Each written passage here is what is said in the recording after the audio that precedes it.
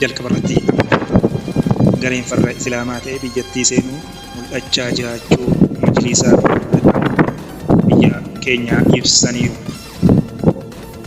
Israa'elii fi Hizboollaan dhukaasa dhaabuuf walii galan jedhame. Itoophiyaan karoora haaraa bulchiinsa baqattootaa biyyattii keessa jiraniif ifoomsite.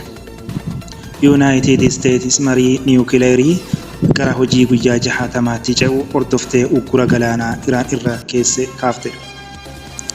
Waldaan barsiisota Tigraay kafaltii mindaa dhabamuun barsiisota gara rakkina hamaatti geessaa jira. Marii Yuunaayitid Isteetsii fi Iraan gidduutti Iswiizerlaanditti gaggeeffamuuf ture yeroo biraatti darbe. Gamtaan mootummoota Suudaanii keessatti bara 2025 kaasee miidhaa saalaa 500 ol ragaa mirkaneeffamuu gabaase. Kanneen amma dhageettan kun oduu ijoo guyyaa har'aatiif qabannee amma balballoomii har'aatitti ceenaa wajjin tura. Tooraatii miidiyaa konekshin yuutuuba keenya sabskiraayib godhaa akkasumas gama taaktookiinis follow gochuudhaan hordofaa. Balbaloomitti ceenaa nu tura.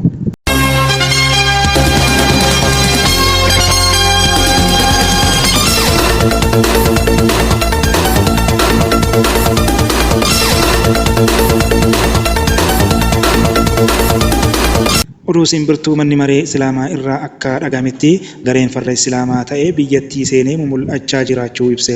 Gareen Islaamaa fakkaatee socho'u kan maqaa Qur'aanikii jechuun of yaamu Qur'aana malee sunnaa itti hin amannu hadiisa ergamaa Rabbii sallallahu alaihi wasallam itti hin amannu jedha. Garichi Qur'aanikii jedhee of yaamu kun akka biyyattii ergaan gara imaaman biyyattiitiin Jum'aarraa kutubaa irratti darbeera. Keessaanuu magaalaa Finfinnee kan caalatti saaxilamtuu taate keessatti ergichi darbee jira jedhu. Garee kana maqaan gara aalimaniitiin kenname aduwwii Islaamaa kan jedhamutu moggaafameef aalimman Islaamaatiin. Akka ardii miidiyaa konekshin jala bu'ee odeeffatee fi ergicha irraa hubatetti garichi tana dura biyyoota Awurooppaa fi Afrikaa kibbaa keessa socho'aa kan ture ta'uu hayyoonni Islaamaa himaniiru.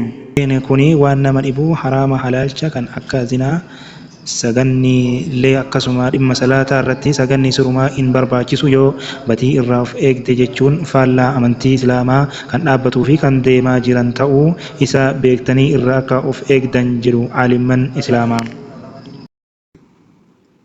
Israa'elii fi Hizboollaan dhukaasa dhaabuuf walii galan.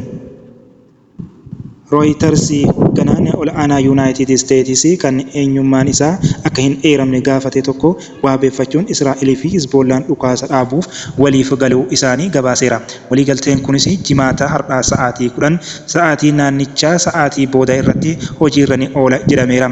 Waliigaltee kanaaf jaarsummaa kan dubbatan dippiloomaatii Yuunaayitid Isteetsii fi Qatar yoo ta'an, Iraanis dhimma kanaaf deeggarsa gochuu ishee gabaasameera. Hooggantichi Hizboollaa fi Israa'el dhukaasa dhaabuu fi waliif galaniiru jedhanii erga wal dhukaasa har'aa ganama godhamee booda yeroo ammaa kanatti Israa'elii fi Hizboollaan walii galtee dhukaasa dhaabuu keessatti jiru jedhamee hubatameera jechuun ibsaniiru. Itoophiyaan karoora haaraa bulchiinsa baqattoota biyyattii keessa jiraniif ifoomsite. Mootummaan Itoophiyaa waxabajjii 18,2026 akka lakkoofsa Awurooppaatti hojiirra oolmaa karoora bulchiinsa baqattoota biyyattii keessa jiranii ilaalutu maakkateeti jedhamu addunyaaf ifa taasisee. Kunis federeeshinii biyyoolessaa keessatti seenaa qabeessaa fi hammatamuu hawaasa dinagdee baqattoota fooyyessuuf akkasumas carraalee fi tajaajiloonni hawaasa baqattoota simatanii cimsuuf kan kaayyeeffatedha jedhamee jira. Mootummaan karoora kana kan ifoomse wayita gamtaan mootummoota dhaabbata dhimma baqattootaa hanqinni gargaarsa mallaqaa baqattootaaf taasifamu isa mudatee jiraachuu ibseeti. Yuunaayitid Isteetsi marii niwukileerii gara hojii guyyaa 60tti ce'u hordoftee uggura galaanaa Iraan irraa kaafteetti.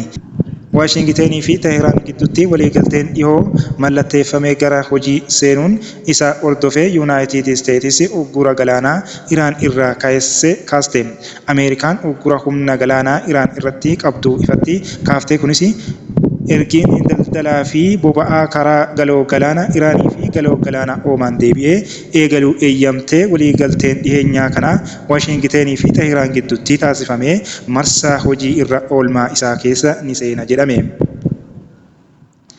Waldaan barsiisota Tigraay kafaltiin mindaa dhabamuun barsiisota gara rakkina hamaatti geessaa jiraachuu ibse. Waldaan barsiisota Tigraay ji'oota hedduudhaaf kafaltiin mindaa barsiisota naannichaa turuu isaa hordofee waldaan barsiisota Itoophiyaa akka gidduu seenu iyyannoo kan dhiyeesse yoo ta'u, haalli kun barsiisota hedduuf maatii isaanii rakkina hamaa keessa akka galche akeekkachiiseera. Xalayaa waldaa barsiisota Itoophiyaatii fi barreeffameen waldichi akka jedhetti mindaan kafalamuu dhabuun isaa yeroo dheeraaf barsiisotaa fi maatii isaanii dhibeedhaa fi rakkina diinagdee hammaataa fi bakka tokko tokkottis sababa beelaan du'aaf saaxileera. Marii Yuunaayitid Isteetisii fi Iraan gidduutti Switzerlaanditti gaggeeffamuuf ture yeroo biraatti darbee jedhame.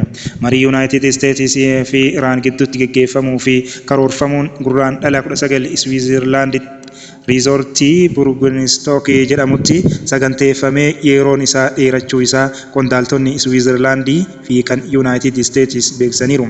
Kunis carraaqqii wal dhabdee yeroo dhiyoo uumamee dhaabuuf sarara daldalaa naannichaa isa ijoo ta'e deebisanii banuu fi godhamuu irratti wal shakkii uumeera.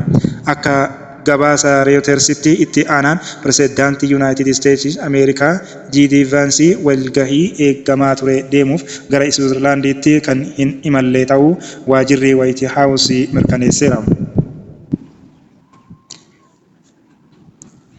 Gamtaa mootummoota Suudaanii keessatti bara 2025 keessa miidhaa saalaa 500 ol ragaan mirkaneeffamuu gabaase.